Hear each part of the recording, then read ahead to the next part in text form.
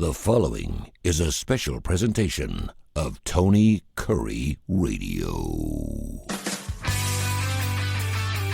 Welcome back to another edition of Bite by Bite, a show specific to the Heart of Alabama Food Bank. They do wonderful work, and of course, they help Feeding America, food pantries. They work with churches. They just do it all. It's all good stuff here. And of course, the man who's behind a lot of this, the CEO of Heart of Alabama Food Bank, Michael Coleman, he joins us every single week. You want to talk about KPI and AI?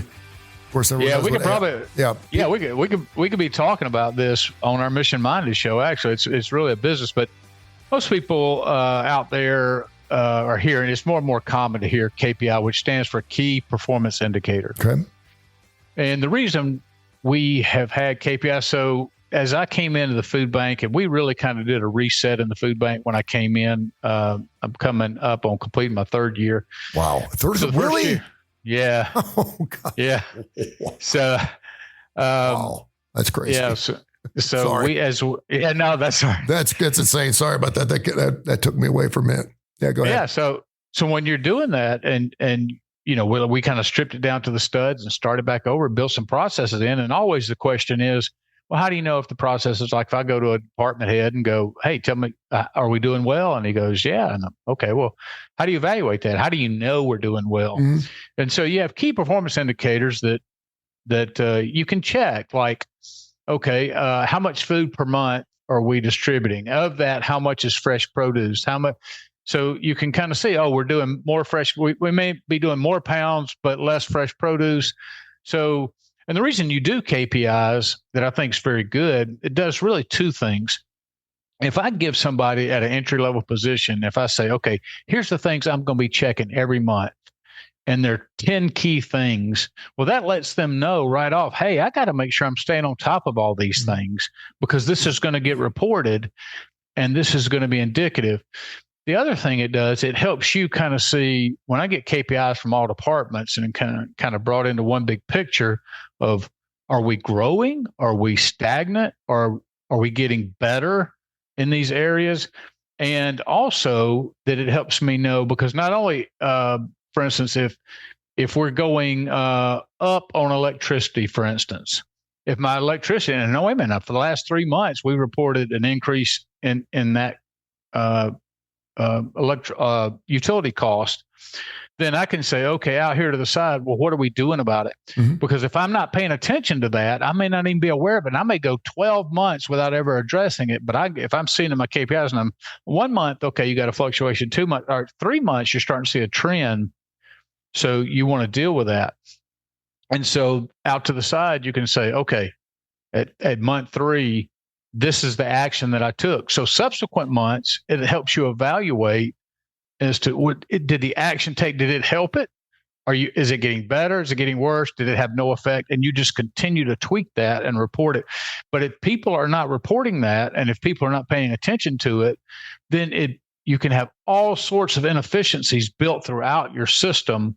And you really don't know, because you're looking, especially as a CEO, you're looking at a macro level up here, and you can miss out on really important things. Now, having said all that, I don't have a food banking background, which requires a lot of logistics support. It requires a lot of warehousing, things that trucking, things that in the nonprofit space, typically you don't have to deal with. Nonprofits are very service oriented, and lots of times you're dealing with clients directly. And so things like logistics usually doesn't come into play. So I don't come from that background. So here's where AI, we've talked about AI on previous shows, but this has just happened this past week. I brought all my directors in and said, hey, we've got to establish KPIs for every department, and not just for every department, but for every division within that department. So every one of your people need to have KPIs in front of them of what you're checking for them. And they're like me, you know, I could see a little bit like, oh, well, what should we be checking? So we started from the top and said, well, here's our mission. Well, I need KPIs that help us, that we can tie ultimately back into our mission, because I don't need to know information if it's not altering our mission or not, or telling us how effective we're doing that. So the bottom line is, they were all like, where do we start? You know, that was an overwhelming task to them.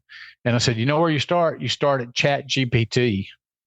So every one of my division people went on to Chat GPT and they said, I need a list of KPIs for a food bank warehouse or food bank operations department or food bank programs department.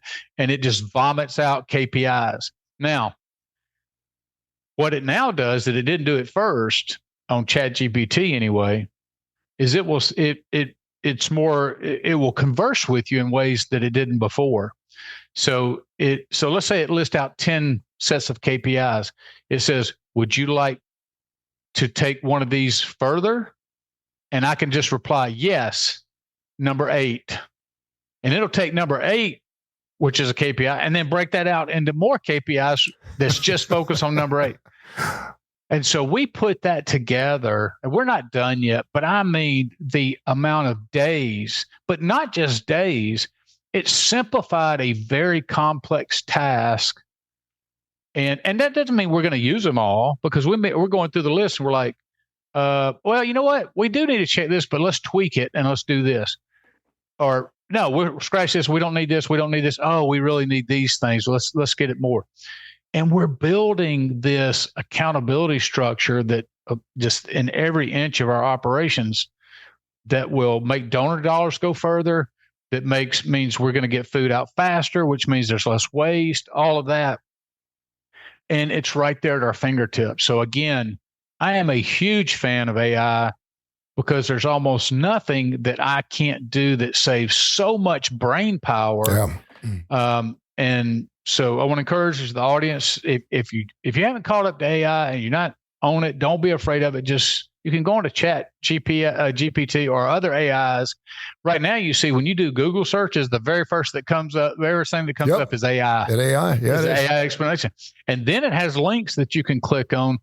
And the world we live in today, I mean, I feel like I can almost go into any situation. I mean, you're going to see this in doctors' offices where a patient complains of these things. Boom, here's a list of all the AI things that it can tell you that you need to be mindful of. Mm-hmm. So a doctor doesn't, those schools, lots of times doctors miss things because they get kind of focused on one or two areas. Yeah. And it'll print out 10 things and say, hey, think about these things. Are they having any of these symptoms? So anyway, you'd think I own stock in Chat GPT, but the real thing is every organization needs KPIs to be able to analyze whether they're doing better or not.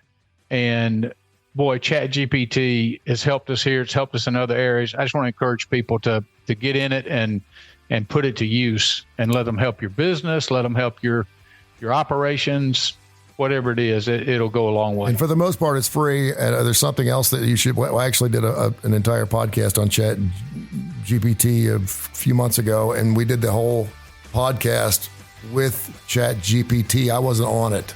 So the questions were being answered by Tony Kurre on the Chat GPT, which was really weird. It sounded like me about 10, 15 years ago, but you can actually do a show just through AI, which is it's amazing. Hashtag HAFB, Heart of Alabama Food Bank. This is Bite by Bite. Thank you, sir.